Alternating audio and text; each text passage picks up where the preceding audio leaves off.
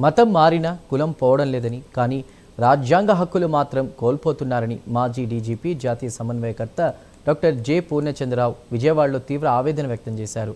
Christian coordination council ఆధ్వర్యంలో నిర్వహించిన సమావేశంలో ఆయన మాట్లాడుతూ మాల మాదిగలకు చెందినటువంటి దళిత క్రైస్తవులు ఇప్పటికీ అదే అస్పృశ్యత, సామాజిక వివక్ష, ఆర్థిక వెనుకబాటుతనాన్ని ఎదుర్కొంటున్నారని తెలిపారు.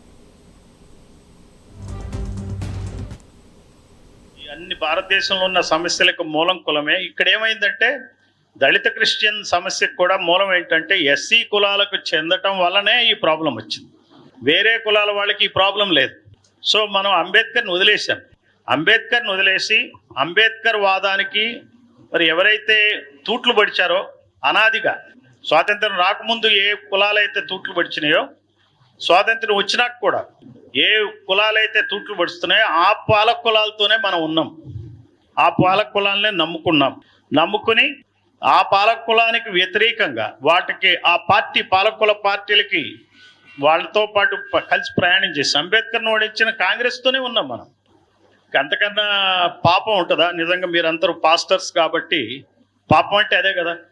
అందువలన ఈ హిందువుల్లో బీసీలు హిందువులే కదండి, వాళ్ళకి రిజర్వేషన్లు ఇవ్వచ్చు కదా.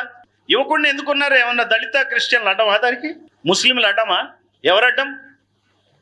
ఓసీ హిందువులే అడ్డం కదా.